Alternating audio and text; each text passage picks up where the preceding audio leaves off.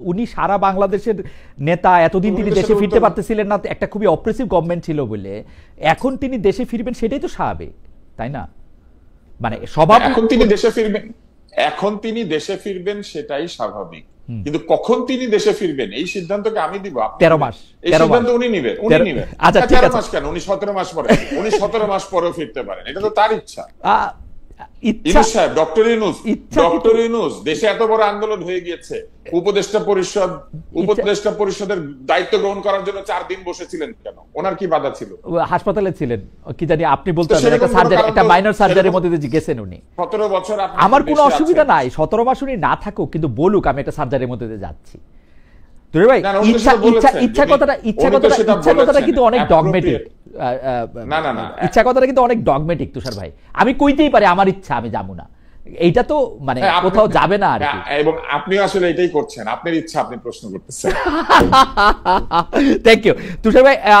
আরেকটা বিষয় আপনি একটু আমারে বললেন যে উনি জুলাই আন্দোলনে কোনো মাস্টার মাইন্ড দেখেন না, এই ব্যাপারে উনার বক্তব্য নিশ্চয়ই আপনি শুনেছেন। এইটা নিয়ে আপনি একটা দুটা লাইন যদি বলেন, তাহলে আমি আবার মঞ্জু ভাইয়ের কাছে যে জানতে চাইবো যে মঞ্জু ভাই। এটা অত্যন্ত সঠিক বক্তব্য। জুলাই আন্দোলন কি মানে আমি কি বলবো এটা? কারণ জুলাই কি একজন মাস্টার মাইন্ড আছে, একজন বসে বসে এটা সব করেছে? অ্যাকর্ডিং টু ডক্টর ইউনূস আছে, অ্যাকর্ডিং টু ডক্টর ইউনূস একজন আছে। সেটা এটা বরং আপনি ডক্টর ইউনূসকে জিজ্ঞাসা করেন, আপনার কাছে উনি যদি সাক্ষাৎকার দিতে রাজি হন। উনি তো ইংলিশে কথা না বললে সাক্ষাৎকার দিতে চান না। প্রথমত আগে ইংলিশে কথা বলতে পারতে হবে, সাক্ষাৎকারটা লন্ডন আর আমেরিকাতে হইতে হবে, আল জাজিরা থেকে চাকরি ছেড়ে দেওয়া, আল জাজিরার সাবসিডিয়ারি প্রতিষ্ঠানে চাকরি করতে হবে। এটা বললে আবার উনি বলতে পারবেন না। আপনি যদি বাংলাদেশে থাকেন তাহলে আপনাকে নুরুল কবির অথবা গোলাম মুর্তজা হইতে হবে। হ্যাঁ হ্যাঁ, তাহলে তো উনি সাক্ষাৎকার দিবেন। আর ডয়েচে ভেলেতে থাকতে হবে, আমার নাম মোহাম্মদ আরাফাত বা জুবায়ের হইতে হবে, তাহলে হয়তো দিতে পারবে। হাওয়েভার আমি মানে তাইলে উনি এটা বলুক যে উনি কেন মাস্টার মাইন্ডের কথা বলেছিলেন। শত শত লোক জীবন দিল, হাজার হাজার লোক জীবন দিল, তাহলে মাস্টার মাইন্ডের যে প্ল্যানটা আছে, যেরকম গ্রাফিটির বই বের হয়েছে, কার্টুনের বই বের হয়েছে, অনেক বই বের হয়েছে না, এই মাস্টার মাইন্ডের প্ল্যানিংটাও বের করে দেখি। এটা পৃথিবীর বিভিন্ন দেশে মুক্তিকামী জনগণের কাজে লাগবে মাস্টার মাইন্ড প্ল্যানিংটা। তারেক রহমান একদম সঠিক বলেছেন। কিসের মাস্টার মাইন্ড? জনতা এটার মাস্টার মাইন্ড। রক্ত দিয়েছে জনতা, আর একজন মাস্টার মাইন্ড বসে আছেন। আমি জেমস বন্ডের ছবি দেখতাম, সেখানে স্পেক্টার নামে একটা অর্গানাইজেশন আছে। স্পেক্টারের মাস্টার মাইন্ড হচ্ছে ব্লোফেল্ড, হেনরি ব্লোফেল্ড। তো আমাদের এই আন্দোলনে কোনো ব্লোফেল্ড আছে নাকি? তুষার ভাই আপনাকে ধন্যবাদ। আমি মঞ্জু ভাই আপনাকেও দ্রুত কয়েকটা বিষয়ে জানতে চাই যে এই বিষয়গুলো আলোচনায় আসছে, বিশেষ করে জনাব তারেক রহমানের এই ইন্টারভিউর মাধ্যমে। একটা হচ্ছে যে এই যে জুলাই আন্দোলনের কৃতিত্ব কার কম কার বেশি। মঞ্জু ভাই আমরা আপনার নাম অনেক জায়গায় শুনি, আপনারও অনেক বেশি কৃতিত্ব অনেক জায়গায়। এই কৃতিত্বের ভাগাভাগিটা আসলে কেমনে হবে? মানে আমরা আন্দোলন করলাম একটা স্বৈরাচারী সরকারকে হটানোর জন্য, প্রথমে একটা কোটা বৈষম্য বিরোধী করার জন্য, তারপর একটা স্বৈরাচারী সরকারকে হটানোর জন্য, ফেসিস্ট এখন আমরা যাকে বলতেছি তাকে হটানোর জন্য। কিন্তু পরে আমরা যে ক্ষমতার ভাগটা যে আমরা ভাগাভাগি করে নিলাম, কেউ উপদেষ্টা হইলাম, কেউ নতুন রাজনৈতিক দল করলাম, আপনি গিয়ে কাকে কাকে উপদেষ্টা করবেন সেগুলি ঠিক করে আসলেন। সেই ক্ষেত্রে উনি যে জবাব দিল, সেটা আপনার কাছে কেমন লাগলো মঞ্জু ভাই? প্রথম কথা হচ্ছে, আমি একটা প্রস্তাব দিয়েছিলাম যে এই আন্দোলনে কারা কারা মাস্টার মাইন্ড তারা আবেদন করেন, আমরা সবাই মিলে সবাইকে মঞ্জুর করে দিই যে আমাদের সবাইকে মাস্টার মাইন্ড ঘোষণা করে দিই, তারা যারা আবেদন করবেন। কারণ একটা ক্লেম করার একটা ধরেন, এটা শুরু করছিল আমাদের শফিক ভাই প্রথমে চিনাই দিছিলেন মাহফুজ আলম সাহেবকে যে ইনি আড়ালে থেকে অনেক কাজ করেছেন। উনাকে যখন প্রশ্ন করা হলে আন্দোলন শেষ হয়েছে উনি কি করবেন, উনি বললেন যে ঘুমাবো।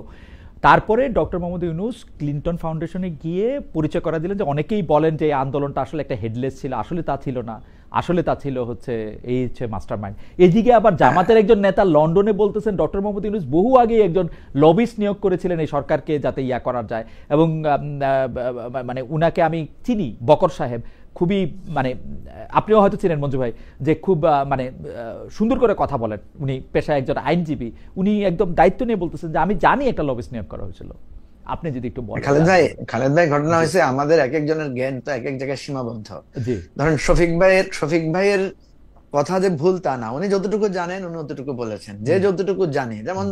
যেমন আমি জানি যে হাতি দেখতে আসলে খুব সরু, একটা দড়ির মতো। এই জন্য যে যতটুকু জানে তার কৃতিত্বকে আমরা যেটা মনে করি আর কি, যে আমরা বাবা বলে না যে আমি তোরে বড় করছি, তো ছেলেকে তো আসলে ওই টিচারও বড় করে, ছেলেকে তো তার বন্ধুরাও জ্ঞান দেয়, তার পরিবেশ থেকেও সে জানে, সে অনেক কিছু থেকে জানে। কিন্তু যখন বলে বাবা যে আমি যদি জন্ম না দিতাম তুই পৃথিবীতে আসছি না, ঠিক না, এটা তো ক্লেম করা যায়। সেজন্য আমি মনে করি এই আন্দোলনে সবাই বিভিন্ন জায়গা থেকে, যেমন ধরেন আবু সাইদের, মানে আমি একটা বলি আর কি, ধরেন আবু সাইদ যে প্রাণ দিল, আবু সাইদের ওই ওই হাত প্রসারিত করার দৃশ্যটা আমাদেরকে কিভাবে মোটিভেটেড করেছে, আমাদেরকে কিভাবে আবেগ আপ্লুত এবং সাহসী করেছে, এটা তো একটা বিরাট টার্নিং মানে পয়েন্ট, তাই না? কিন্তু আপনি দেখেন আবু সাইদের বাবা মা কি আবু সাইদকে মানে এই আন্দোলনে আসার জন্য উৎসাহিত করেছে? কিন্তু এইটার একটা আমাদের বিশ্লেষণ মঞ্জু ভাই, এটা একটা বিশ্লেষণ কিন্তু আছে যে এই আওয়ামী লীগের 15 বছরের সময় অনেক মানুষই অনেক অকারণে মারা গেছে। যেমন ধরেন মানে মুশতাক একজন সাংবাদিক জেলখানায় যিনি মারা গেছেন, মানে তিনি কি কারণে মারা গেছেন, কেন পুলিশের গুলিতে বা বুয়েটে আবরার মারা গেছেন, সেইটার কিন্তু কোনো ব্যাখ্যা কিন্তু কোথাও নাই। আবু সাইদের চেয়েও বেশি আমার কাছে মনে হয় কেউ কেউ বলতেছেন যে আরবান মিডল ক্লাস দেখছেন রেসিডেন্সিয়াল মডেল স্কুলের কেউ মারা গেছেন, আরবান মিডল ক্লাস দেখেছেন যে তাদের ছেলেমেয়েরা তাদের ভাতিজা ভাগ্নেরা আক্রান্ত হয়েছেন, সেই জন্য আরবান মিডল ক্লাস যখন এটাতে সম্পৃক্ত হয়েছে তখন এই আন্দোলন আসলে অন্যরকম গতি পেয়েছে। সেটাই আমি বলছি, সেইটার ক্ষেত্রে খুব মাস্টার মাইন্ড করে এটা করা সম্ভব ছিল কিনা, কারণ শেখ হাসিনাকে তো জি খালেদ ভাই, এটা হচ্ছে কি আমরা প্রত্যেকটা স্তরে স্তরে এখানে মাস্টার মাইন্ড আছে, প্রত্যেকটা স্তরে স্তরে ডাইনামিক্সটা ছড়িয়ে পড়েছে, কথা বুঝছেন? আমি আপনাকে যদি বলি আবু সাইদের ওই শহীদের যদি কেউ ছবিটা না তুলতো তাহলে তো আমরা আবু সাইদের এই মৃত্যুটা দেখতে পারতাম না। আমরা হয়তো কেউ একটা বর্ণনা করতো, একটা গুলি করছে, একটা ছেলে, আমাদের তো এটা টাচ করতো না। তাহলে ওই যে ফটোগ্রাফার, ওকে আপনি কি বলবেন? ও কি মাস্টার মাইন্ড না? বা ওকে তো আপনি বলতে পারেন যে একটা অসাধারণ মানে একটা জিনিস ছড়িয়ে দিয়েছে। সো আমি যেটা বলতে চাই যে ম্যাক্সিমাম শহীদের সাথে, আমি শহীদের পরিবারের সাথে আমি কথা বলে জিজ্ঞেস করেছি যে আপনার ছেলে যে মিছিলে আসছে আপনি রাজি ছিলেন কিনা। ওনারা ম্যাক্সিমাম লোক বলেছে আমি বাধা দিয়েছি, আসতে দেই নাই, ছেলে এটা আসুক আমি চাই নাই। তো তাই বলে কি আমি ওই লোককে বলবো যে আপনি তো আমাদের আন্দোলনের বিরোধী? মঞ্জু ভাই এই আন্দোলনটা কেমন ছিল, মঞ্জু ভাই এই আন্দোলনটা কেমন ছিল আমি আপনাকে বলি। আমরা তুষার ভাইকে 56তে ছেড়ে দিব, সেজন্য আমরা একটু তুষার ভাইকে শুনে তারপর আবার আপনি শুনবো। আমি এখন এই মুহূর্তে জেলে আছেন এইরকম ফেসিস্টদের দোসরের ছেলেমেয়েরাও রাস্তায় ছিলেন, এই আন্দোলন করছে। মানে মানে এটা কিন্তু মানে খুবই মানে সবার অংশগ্রহণ ছিল, নেতৃত্ব কেউ কেউ দিয়েছেন। মঞ্জুর আমি আবার আসি আপনার কাছে, আমরা ছেড়ে দিয়ে আপনার সাথে একটু থাকি আর কিছুক্ষণ। তুষার ভাই লাইনটা আজকে আশা করবো যে বাকিটা সময় ঠিক হবে। তুষার ভাই, বিএনপির মনোনয়ন প্রশ্ন সেইখানের মধ্যে এটা বলা হচ্ছে যে তাকে যখন কৌশল নিয়ে জিজ্ঞেস করা হয়েছে তখন পেশশক্তির প্রভাব, টাকার প্রভাব, পারিবারিক বিষয় বিবেচনা নিয়ে তিনি যে প্রশ্ন করেছেন মানে উত্তর দিয়েছেন সেটা আপনার বিশ্লেষণ আমরা শুনবো, যে মানে তিনি একটা গড়পড়তা উত্তর দিয়েছেন যে সবচেয়ে বেশি কথা বলবো, মূল্যায়ন করব, আপনার তাই মনে হয় কিনা? উনি যেটা বলেছেন সেটা হচ্ছে রিয়েল প্রসেস, সেই প্রসেসটা যতক্ষণ পর্যন্ত না হচ্ছে ততক্ষণ পর্যন্ত এটা সঠিক বলেছেন না সঠিক বলেন নাই এটা বোঝা যাবে না। কিন্তু আপনি যদি আমার বিশ্লেষণ বলেন তাহলে আমি বলবো যে বিএনপি যদি এবার নমিনেশনের সময় সঠিক নিয়মে নমিনেশন না দেয়, অর্থাৎ পছন্দ অপছন্দ অথবা পারিবারিক সূত্রকে বিবেচনায় নেয়, তাহলে কিন্তু বিএনপি ক্ষতিগ্রস্ত হবে।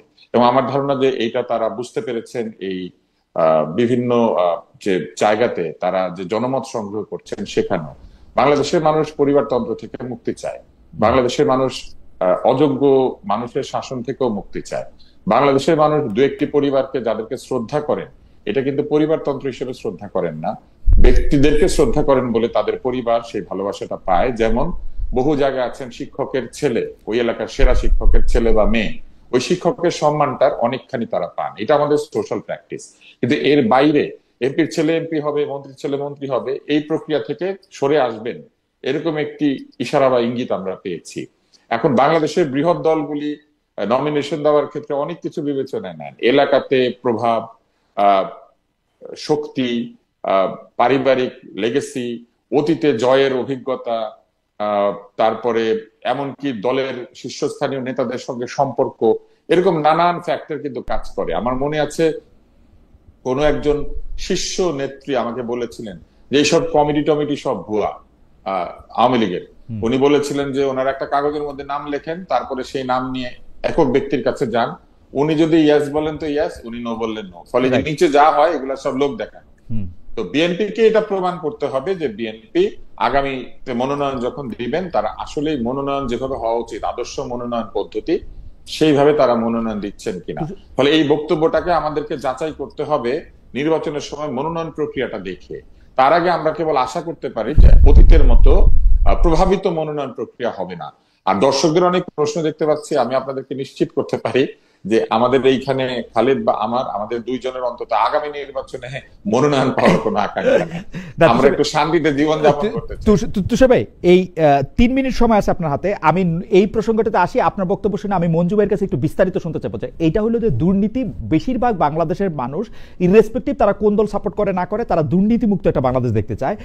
পাশাপাশি এই দুর্নীতিমুক্ত বাংলাদেশ দেখার ক্ষেত্রে বেশিরভাগ মানুষের একটা প্রেসক্রিপশন হচ্ছে বাংলাদেশটা যদি একটা ধর্মভিত্তিক রাষ্ট্র হয় এবং এই দুর্নীতিটাকে যে ধর্মে বর্ণিত বিভিন্ন পন্থা দিয়ে যদি একটা শাস্তি দেওয়া যায় তাইলে বোধহয় এটা ভালো হবে। আপনার মন্তব্য একটু শুনে রাখি তুষার ভাই, আমরা একটু মঞ্জু ভাইয়ের কাছে এটা একটু বিস্তারিত শুনবো, এই রাজনীতিটা বা এই জায়গাটা আপনি কিভাবে দেখেন। পৃথিবীতে যেসব দেশে দুর্নীতি নাই তাদের অধিকাংশ দেশই মুসলিম সংখ্যাগরিষ্ঠ না। যেমন আপনি যদি এমনকি আরবেও যান, আরবের রাজারা অনেক দুর্নীতি করেন। আমার কাছে 1972 সালের একটা নিউজ উইক আছে যেখানে বাদশাহ ফাহাদ আমেরিকাতে গিয়ে ক্যাসিনোতে $6 মিলিয়ন এক রাত্রে জুয়া খেলে উড়িয়ে দিয়েছে। উনি একজন জুয়ারি, ইসলামের জুয়া নিষিদ্ধ ছিল। তো এগুলো আছে। ফলে মুসলিম প্রধান দেশে দুর্নীতি হয় না, ব্যাপারটা এরকম না। ফলে দুর্নীতির সাজা দেওয়া অথবা না দেওয়া অথবা দুর্নীতি রোধ করা এবং না করার সঙ্গে ধর্মের শাসনের বা ধর্মীয় শাসনের কোনো সম্পর্ক নাই। বরং ধর্মকে মানে এমন জনগোষ্ঠী যদি আমরা তৈরি করতে পারতাম তাহলে দুর্নীতি এমনিতেই দূর হয়ে যেত। আমাদের ধর্মে তো চুরির কথা লেখা নাই, দুর্নীতির কথা লেখা নাই, আমাদের ধর্মে তো অন্যের জিনিস দখল করার কথা লেখা নাই। ফলে আমরা যেগুলো না, এরকম যদি লোকজন থাকে, আমি আরেকবার বলি এই কথাটা, মানে আমাদের দেশে বহু লোক আছেন যে তারা এই ধর্মের বিভিন্ন জায়গাকে ভিন্নভাবে তারা স্থাপন করেন, অর্থাৎ তারা আচরণ করেন, উপাসনা করেন, কিন্তু ঘুষ খান। তো এরকম যদি আমরা হয়ে থাকি আমাদের দেশের লোকেরা, তাহলে সেইখানে তো আমাদেরকে বিবেচনা নিতে হবে যে প্রকৃত ধর্ম পালনকারী জনগণ না তৈরি হলে ধর্মের শাসন দিয়ে কখনো দুর্নীতি দূর করা যায় না। ওকে তুষার ভাই, আমি একটু বিদায় নেই আপনাদের কাছ থেকে। জি তুষার ভাই, আরো 1 মিনিট ছিল অবশ্য, কিন্তু আপনি যেহেতু বিতার্কিক, আপনার টাইমের হিসাবটা খুবই পারফেক্ট। আপনাকে আমরা ধন্যবাদ দিয়ে আমরা বিদায় দিই। আমরা